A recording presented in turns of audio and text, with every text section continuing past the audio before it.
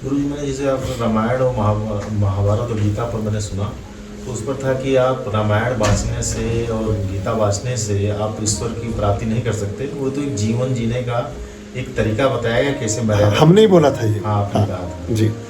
तो जैसे लोग अखंड रामायण करा रहे हैं, वो तुक नहीं है, उन्हें पता ही नहीं कि वो कर क्या। वे सत्यनारायण भगवान पर भी आपने कहा कौन सी कथा। हाँ, सत्यनारायण भगवान उसका जवाब कोई आज तक मुझे दे नहीं सका है। मैंने बहुत सारे लोगों से पूछा। एक शंकराचार्य मेरे साथ एक यात्रा में गए, अब वहाँ हनुमान ये पूरा हुआ, सत्यनारायण मुझे बुला लिया उन्होंने कि आप भी मुख्य अतिथि के रूप में आइए। वो प्रेजाइड कर रहे थे, बहुत कुछ मुझे बड़ा अच्छा लग रहा। सब कई सौ लोग वहाँ थे, 400-500 लोग रहे होंगे। बात होते तो बाद में बोले कि आप, मैंने कहा सब बोल चुके हैं, सब बहुत अच्छा बोले हैं, सारा बहुत अच्छा वातावरण है। बोले नहीं, आपको जरूर कुछ बोलना है। मैंने कहा मुझे रहने दो बुलवाने के लिए, ऐसे ही ठीक है सब। बोले नहीं, आप जरूर कुछ कहें। तो मैंने कहा देखो, फिर बुरा ना मानना मेरी बात का, क्योंकि मैं फिर आपके स्टाइल में बात नहीं करूँगा, मैं अपने स्टाइल में बात करूँगा। और मैंने ऐसा सोचा है कि मैं जो सत्य है, जो ठीक है, जो उचित है, जो सही है, मुझे बस वही बात करनी है, मैं उसी बात को कहना चाहूँगा। आज कुछ लोगों की समझ में आए ना आए, मुझे उससे संबंध नहीं है, लेकिन ये सत्य तो सत्य ही है। आज नहीं आएगा, कल समझ आ ही जाएगा। और नहीं भी किसी के समझ आएगा तो कम से कम मेरे को ये पाप बोध नहीं होगा कि मैं एक अपना फर्ज अदा कर सकता था, मैंने नहीं किया। तो मैंने उनसे ये पूछा कि आपने कथा सुनाई, किसी ने सुनी उसको लाभ हुआ, किसी ने नहीं सुनी उसको लाभ नहीं हुआ, लेकिन वो कथा क्या है जिसको सुनने से लाभ होता है, जिसको नहीं सुनने से हानि हो जाती है? वो बोले ये तो हमें भी नहीं पता। तो अब ये बड़ा एक अजीबोगरीब मामला है कि हम पानी के बारे में बहुत चर्चा करे जा रहे हैं और पानी का गिलास आपके सम्मुख है ही नहीं। हम दुनिया भर के व्यंजनों की बात करें, आप आए, अब हम पनीर, बटर पनीर, फलाना ढिमकाना, पता नहीं क्या क्या क्या क्या बातें आपसे करें, नान और 50 तरह की रोटियां और सब तरह का वो सलाद, और बाद में नमस्ते करके कि आप पानी पी के सो जाइए। तो आपको लगे बड़े अजीब आदमी है, 4 घंटे से खाने की बात हो रही, खाना है कहाँ? तो अब मैं पानी को 50 भाषाओं में लिखकर आपको दूं, प्यास नहीं बुझेगी। पानी का गिलास भर कर दूं तो प्यास बुझेगी। तो ये हमने लोगों को अभी प्रेरित तो करने की कोशिश की, टूवर्ड्स टू सब्जेक्ट कर सकें, उनको किसी चीज की तरफ अभी प्रेरित कर सकें। जो एडवर्टाइजमेंट का एक कंसेप्ट होता है ना, एडवर्ट शब्द से बना है, लैटिन का शब्द है, यानी किसी चीज की तरफ मोड़ना, किसी चीज की तरफ प्रेरित करना। हमने प्रेरित तो किया कि परमात्मा की पूजा प्रार्थना करो, लेकिन वो परमात्मा की पूजा प्रार्थना है क्या? चर्चा तो नहीं, ये तो डिस्कशन है, चर्चा है। तो इसलिए हमें बहुत सारी चीज़ों में, ऐसे ही मैं मंदिरों में बहुत जगह जाता हूँ, मैं देखता हूँ, मुझे बड़ा दुख भी होता है कभी कभी, वहाँ ठीक से आरती भी नहीं गाई जा रही होती है। स्तोत्र और बड़े अनुष्ठान और बड़े, उसकी तो बहुत दूर की बात है। कभी मैंने नहीं सुना कि किसी मंदिर में उस देवी देवता का कोई बहुत बड़ा, सब अपवाद सब जगह है, सब जगह ऐसा भी नहीं है, कुछ जगह होती भी है, मैं वह भी ऐसी जगह पर भी गया हूँ, लेकिन बहुतायत ऐसे स्थानों की है जहाँ कुछ नहीं होता। हनुमान जी का मंदिर है, लेकिन हनुमान जी का शताक्षी यज्ञ कभी नहीं हुआ वहाँ, हनुमत सहस्त्रनामा वहाँ कभी नहीं हुआ, वहाँ हनुमान बाहुक कभी नहीं हुआ, वहाँ संपूर्ण बजरंग बाण का पारायण कभी नहीं हुआ, वहाँ शुद्धतम रूप में बजरंग बाण इसका सुंदरकांड का पाठ कभी नहीं हुआ, वहाँ संपूर्ण रूप से हनुमान चालीसा का आधान कभी नहीं हुआ। तो वो देवता, जिस देवता के घर में आप बैठे हैं, उसकी ही बात कुछ नहीं हो रही है, तो बात बनेगी कैसे? ये थोड़ा, तो घर में सुंदरकांड और अखंड रामायण का लोग जो करा रहे हैं, तो वे करनी चाहिए कि नहीं करनी चाहिए? अब देखो, अब आप कहेंगे लो ऐसी बात मैं कर रहा हूँ। देखिए, रामायण और महाभारत, रामायण तो चलो एक बार को जीवन को उसका उस तरह का ग्रंथ भी है, लेकिन इसके बारे में तो ये भी कहा गया है, कुछ जगह ऐसा वर्णन भी आते हैं कि जहाँ ये है कि इन महाभारत को तो घर में रखना भी नहीं चाहिए। रामायण को तो चलो रख लो आप, महाभारत को घर में नहीं रखना चाहिए। शिक्षालयों में, विद्यालयों में, गुरुकुलों में, आश्रमों में, गुरुघरों में, अन्वेषकों में, जो शोधकर्ता हैं, जो स्कॉलर्स हैं, जो प्रोफेसर्स हैं, जो अध्यापन में जुड़े हैं, जो स्वाध्याय में जुड़े हैं, उन पर ये नियम लागू नहीं होता।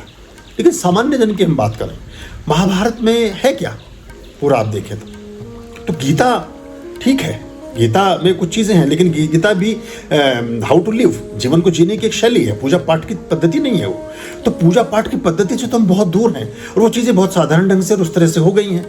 हाँ, कुछ जगह हैं, जैसे इसमें गोस्वामी तुलसीदास का बड़ा एक योगदान है। उन्होंने बजरंग बाण की रचना की, उन्होंने ही हनुमान चालीसा की रचना की, उन्होंने रामचरितमानस की रचना की।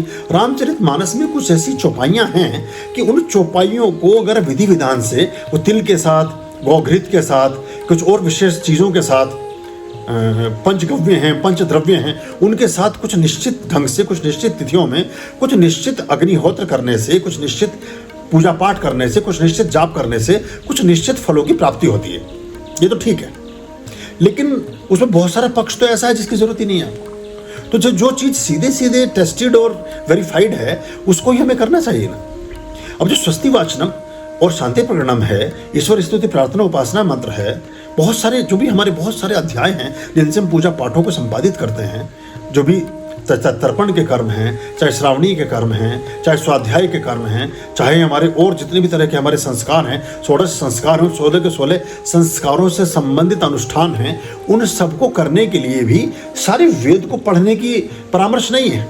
उस वेद में से वो मोती चुन लिए गए जो आपके लिए काम के हैं, और उन्हीं से सिर्फ वो ईश्वर की स्तुतियाँ होती हैं। मंत्र तो 19,000 हैं ऋग्वेद में, लेकिन उसमें से 1,000 मंत्र ऐसे हैं जो आपके लिए बहुत उपयोगी हैं, 2,000 ऐसे हैं जो बहुत है, तो सारे उपयोगी, लेकिन सारे समकालीन सभी समीचीन नहीं हैं। और बड़ी क्षमा से मैं तो ये भी बात मैं कहता हूँ, हालांकि भी कोई भी इसको स्वीकार नहीं करेगा, कि कुछ मंत्र ऐसे भी हैं जिनकी अभी कोई जरूरत नहीं है। वो उसका, हालांकि वो प्रतीकात्मक हैं, वो साधना वो सब्जेक्टिव हैं, उस चीज़ में परिणित हो जाते हैं, लेकिन कुछ ऐसे हैं जिनकी कोई ज़रूरत नहीं है। अब कुछ मंत्र ऐसे आते हैं जिनमें एक वेद के ऋषि ने कहा कि मैं जिस झोपड़ी में रह रहा हूँ, इस झोपड़ी में पानी टपक रहा है, इस टपकते हुए पानी से मेरे रखे हुए घड़े की रक्षा करो, इस टपकते हुए पानी से मेरे बाहर बंधे हुए घोड़े की रक्षा करो, इस टपकते हुए पानी से जो मेरा अनाज रखा है ये सीलने न पाए इसकी रक्षा करो, इस टपकते हुए पानी से मेरे वस्त्रों की, मेरी चारपाई की और मेरे स्वयं के स्वास्थ्य की रक्षा करो। लेकिन ना तो छप्पर टपक रहा है, ना कहीं घोड़ा बंधा है, ना आपका अनाज ऐसे कहीं खुले में पड़ा हुआ है, ना ही आप कहीं ऐसी चारपाई पर लेटे हुए हैं जिसके ऊपर पानी की धार गिर रही है। तो ये सारी प्रार्थना तो व्यर्थ में चली गई हवा में आपकी। हाँ, ये उस समय की ठीक थी जब वो कंदराओं में रह करके या वनों में रह करके या ग्राम में जीवन में रह करके एक छोटी सी झोपड़ी में जीवन व्यतीत करते हुए परमात्मा की प्रार्थना में लीन थे, तो उन्होंने उस चीज़ के लिए किया। हो सकता है आज जैसे हम पंचम वेद के बारे में एक काम कर रहे हैं, पुष्प वेद के नाम से, एक वो आने वाले समय में उसमें समकालीन प्रार्थनाएं हैं। इसमें ये प्रार्थना है कि मैं ईश्वर मेरे मोबाइल की रक्षा करो, चूंकि ये भी गजट है, और देखा जाए तो इतना महंगा गजट है। अब 2 लाख रुपए का गजट है, तो 2 लाख का तो पूरा का पूरा रथ भी नहीं था, इस रथ की रक्षा के लिए इतनी प्रार्थनाएं की गई। या तो ये चीज़ें बदल गई हैं। तो अब हम ईश्वर से कहें कि जो पेट्रोल से चलने वाला, जो आधुनिक ढंग से चलने वाला मेरा वाहन है, जो मेरी मर्सिडीज गाड़ी है, इसकी रक्षा करो, लेकिन इसकी हम नहीं कर रहे। हम कह रहे मेरी बैलगाड़ी की रक्षा करो। ना बैल है ना गाड़ी है, तो रक्षा तो परमात्मा भी चक्कर में है कि यार ये एप्लीकेशन में लिखा क्या क्या है। अपने एप्लीकेशन में लिखी है आपने 20 चीज़ें। अब आप हमारे आश्रम में आए, आपने कल्याणी को कहा कि खिचड़ी बना दो, बन जाएगी। आपने कहा दूध पी लीजिए, दूध मिल जाएगा। आपने कहा कि चलो सेब दे दो, सेब भी मिल जाएगा। आपने कोई और अनाज, जिस चीज़ की बात की वो मिल जाएगा। लेकिन आप यहाँ ऑर्डर करें कि बर्गर दे दीजिए, पिज़्ज़ा दे दीजिए, चाउमीन दे दीजिए, मोमोज दे दीजिए, ये जो भी चीज़ें जो भी इसमें आता है फास्ट फूड में, 50 चीज़ों की लिस्ट आप बना कर दें, तो हम चकित होंगे कि यार ये तो कैसे करें, इसको तो आपूर्ति तो हो ही नहीं सकती है, क्योंकि ये तो हमारे पास है ही नहीं, और ना हमारे पास इसको बनाने की कोई व्यवस्था है, ना विधि है। और आप सारे दिन उसी प्रार्थना को बैठे गा रहे हैं कि चाउमीन दे दीजिए, पिज़्ज़ा दे दीजिए, बर्गर दे दीजिए और ये दे दीजिए। वो बार बार किचन में जाएगी और लौट के फिर वापस आ जाएगी। वो भी परेशान, आप भी परेशान। ना आपको समझ आ रहा है कि मैं क्या मांग रहा हूँ, ना उससे परेशान पता कि मैं दूँ क्या। तो हमें ईश्वर से क्या चाहिए इसका भी हमें बोध होना चाहिए। तो बहुत सारी प्रार्थनाएं टाइम बाय हैं, समाप्त हो गई हैं। मुझे क्षमा करें सुधीजन, मेरी इस बात का विरोध करेंगे बहुत लोग, वो कहेंगे लो जी वेद के खिलाफ भी बोल रहे हैं। लेकिन वेद ही बुलवा रहा है। ये वही जिसने वो वेद लिखवाए हैं, जिसने प्रार्थनाएं लिखवाई हैं, वही चाहता है कि थोड़ा परिवर्तन हो। तो परिवर्तन हो रहा है। जब उन्होंने वेद लिखे, उन्हें भी किसी ने स्वीकार नहीं किया था, इसलिए किसी भी वेद के लेखक का कहीं कोई नाम नहीं है। दूर मत जाओ, रामकृष्ण ये जो अपने गोस्वामी तुलसीदास हैं, उन्हीं को एक्सेप्ट नहीं किया किसी ने। बनारस में बड़ा संघर्ष हुआ, आप तो मैं जन्मे हैं, उन्होंने किसी ने माना ही नहीं। और इतना विरोध और इतना, उन्होंने लास्ट में हाथ जोड़ के कहा कि भैया मेरे से गलती हो गई, मैंने रामचरितमानस लिखा, बस मैं एक ही टेस्टिंग कर सकता हूँ, इसमें पूरा मंच भरा हुआ है, विश्वेश्वर महादेव मंदिर प्रांगण में सारी बात चल रही है।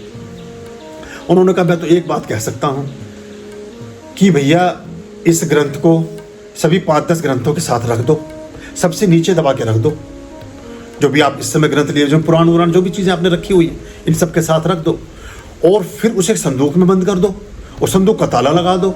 और ताली भी जो, क्योंकि वो बात लड़ाई होते होते उस समय मुगल वो था, मुगलों तक पहुंची, उनके भी उसमें वो जो वहाँ के थानेदार थे, जो भी उनके हाकिम थे, सुल्तान थे, वो सब आए हुए हैं, वो भी बैठे हुए, सब सुन रहे हैं। रोज़ का झगड़ा हो गया कि, और उसको उन्होंने यही किया। एक चाबी सुल्तान के पास, जो वहाँ का थाने का सुल्तान था, उस इलाके का इंचार्ज था, एक मंदिर के पुजारियों को, एक किसी को, ऐसे करके 2-3 चाबियाँ अलग अलग लोगों को दी गई कि वो ये नहीं कि एक आदमी खोले कुछ करे।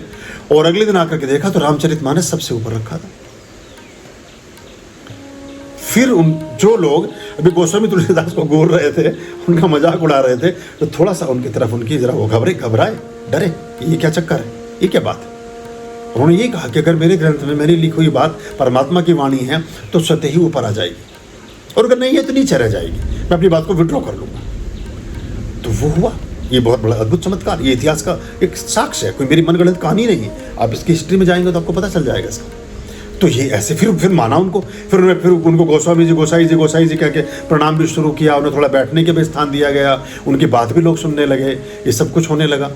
तो और आज तो पूरे विश्व में रामलीला को पहुंचाने का और राम से संबंधित चरित्रों को पहुंचाने का जो श्रेय है वो गोस्वामी तुलसीदास को जाता है। और आप देखें कि 400 साल पहले, आज हम बजरंग बाण का पाठ करके बहुत सी चीज़ों का समाधान कर रहे हैं, हनुमान चालीसा का पाठ करके बहुत सी चीज़ों का समाधान कर रहे हैं, रामचरितमानस की कुछ चौपाइयों से बहुत सी चीज़ों का उन्मूलन कर रहे हैं, बहुत से काम कर रहे हैं। रामायण का पूरा जो रामलीला का एक मंचन है वो रामचरितमानस की चौपाइयों पर, उस पर निर्धारित होता है, आप देखते हैं। लेकिन 450-500 साल पहले क्या होता रहा होगा, तो अभी हो रहा है ना। फिर उस समय हम क्या कर रहे थे, तो कितना बड़ा एक अवदान उस समय दिया उन्होंने, कितना बड़ा योगदान समाज को दिया कि और पूरी विश्व में उसको पहुंचने की बात हुई। और रामचरितमानस पे जो पहली PhD हुई वो रूस में हुई, और विदेशों में उसके ऊपर सब काम हुआ। हमारे भारत में भी हम उसको बड़े अलग ढंग से चीज़ों को देखते हैं। बहरहाल ये है, तो ये हमें एक समझना चाहिए। तो हमें रामायण, ये हमारे दृष्टांत हैं, ये हमारे एक कहानियां हैं, एक विषय हैं, जिन विषयों से हमें जीवन को जीने की प्रेरणाएं मिलती हैं। लेकिन पूरी रामायण में ये तो उल्लेख है कि भगवान श्री राम ने रामेश्वरम में ज्योतिर्लिंगम की स्थापना की, लेकिन रामेश्वरम में ज्योतिर्लिंगम की स्थापना करते हुए किसी स्तोत्र का पाठ किया, ये नहीं है। वो स्तोत्र फलीभूत करने वाला है। उस स्तोत्र ने रावण पर विजय प्रदान की श्री राम को। वो स्तोत्र तो नगण्य है, वो कहीं है ही नहीं। मैं कहता हूं कि उस स्तोत्र को पढ़ो, उस स्तोत्र को करो जिससे राम को विजय मिली, उसी से आपको भी विजय मिलेगी। ये एक फर्क है, बस आप मेरी बात समझ सके। हाँ, तो आप महाभारत को ना पढ़ें, आप महाभारत का जो एक उसमें से मक्खन निकला गीता, उसको अपने जीवन, उस गीता को पढ़ने से भी आपको कोई उससे बोध पैदा होगा, बुद्धि पैदा होगी, विवेक पैदा होगा, जीवन को जीने के बारे में बहुत सारी शंकाएं निर्मूल होंगी और कुछ परमात्मा के प्रति आसक्ति और श्रद्धा भाव का जन्म होगा। वो जीवन का परिष्कार करेगी, मथेगी। लेकिन मक्खन वहां भी नहीं है, मक्खन दूसरी जगह रखा हुआ है कहीं। वो बस एक समझने वाली बात है। और गीता का जो उपदेश है वो विदुला ने दिया, विदुर की माता जो थी विदुला, उन्होंने पहले, ये उनसे पहले भी कई बार हो चुका, और उससे सबसे पहले इसका जो उपदेश हुआ वो हुआ अष्टावक्र के समय, जनक के समय में 10,000 साल पहले। अष्टावक्र ने, इसीलिए उसको महागीता कहा गया। ये रखी हुई अष्टावक्र महागीता, गीता से भी महागीता। तो ये 10,000 साल पहले भगवान श्री कृष्ण ने उसको परिमार्जित करके अपने ढंग से 5,000 साल पहले उसको बोला। तो ये हमें समझना पड़ेगा कि मूल क्या है। असल में मूल है वेद और वेदों की प्रार्थनाएं, या और भी बहुत सारी प्रार्थनाएं जो हमारे और भी ग्रंथों से आती हैं, जो रुद्रायमल उससे आई हैं। उसमें हमारा जो मार्कंड ऋषि के पुत्र थे मार्कंडे, उनका बड़ा योगदान है। उन्होंने जितने ग्रंथ रचे सारे ही चमत्कारिक हैं, और वो चमत्कारिक इसलिए भी हैं कि सेल्फ टेस्टेड है। सबसे पहले कोई भी हम जितनी बातें हम करते हैं, जितनी भी हम आपको शिक्षा या प्रेरणा या कुछ बात देते हैं, ये सब टेस्टेड है। ये सब इनको हम देख चुके हैं अपने जीवन में अपना करके। इनके परिणामों को हमने आत्मभूत किया है, इनके परिणामों के हम साक्षी हैं, इनके परिणामों को हमने अपने जीवन में देखा है और भोगा है, तब उस बात की प्रेरणा आपको देते हैं। जो दवाई अगर बुखार चढ़ा और हमने डोलो खाई या पैरासीटामोल खाई, अगर मेरा बुखार उतर गया तो आपका भी उतरेगा। Simple concept. तो उसके बिना हम बात नहीं करते। जो चीज़ कल्पित हैं, इधर उधर की चीज़ें हैं, उससे हमें बचना चाहिए। आर्यं शरणं शुभमस्तु, संभव करणं अरमस्तु।